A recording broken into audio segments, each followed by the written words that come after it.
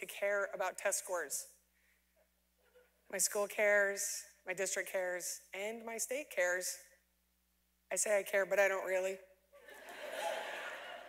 I give tests, but I don't push tests. I push books. I push books from the first day to the last day.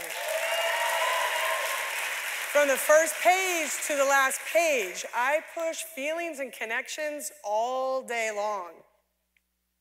My kids, when they come in, they don't read. And when I say don't read, I mean rarely do I get a kid to come into my class who has put down their pencil and has picked up their book and read it from beginning to end. Those kids go to my school, but they're not in my classes. My kids don't know what it's like to visit a chocolate factory.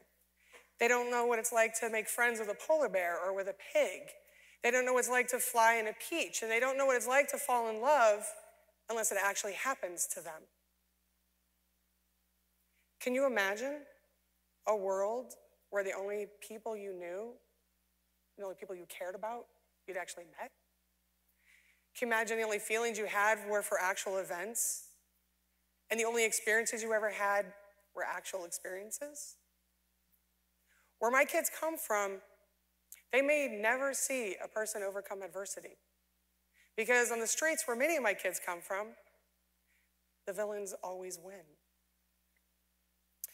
If they had heard about a hero, it was read to them by their white-haired teacher with her blue denim jumper. Not on their own, left to their own visceral response that can only happen when you are alone with a book on your own. So most of my kids have not read a book, and I'd like to give you a lot of really great reasons, but you know the reasons. Time, testing, and time. Accountability from the office of CYA.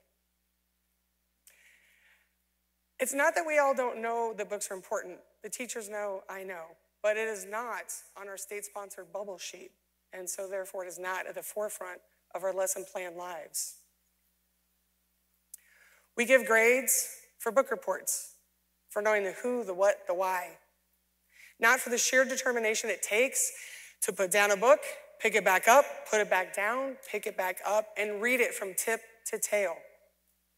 Yet that determination leads to resiliency, and that resiliency leads to self-regulation. And in our technologically advanced world with its instant gratification, our children need to know that they can detour their needs for a minute or an hour. And the kids that are from abusive homes, with the quick hands and the quick tempers, they need to know that there are alternatives to the discipline practices practiced in their homes. My kids come from one parent and two parents and four parents and foster homes and group homes and grandmas and grandpas and sometimes a great grandma who is 4 feet nothing.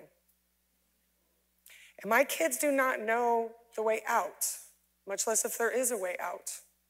Because how do you get out of a hole if you've only ever been in one?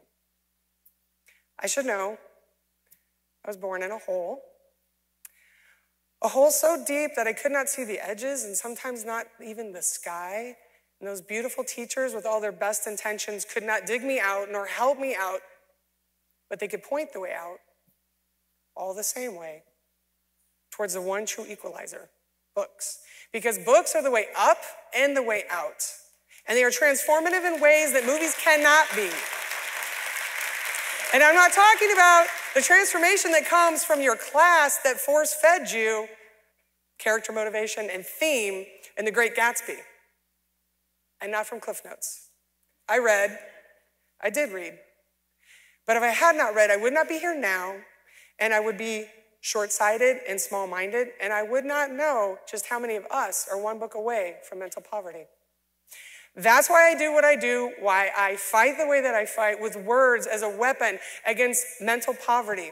Because I cannot make my kids go to college. I cannot push money into their pockets. But I can make them read, and I do make them read like my life and their lives depend on it. I push hope. A long time ago, I realized my kids did not want to read about the boy in the wilderness, and they didn't care about the movie that was just the book.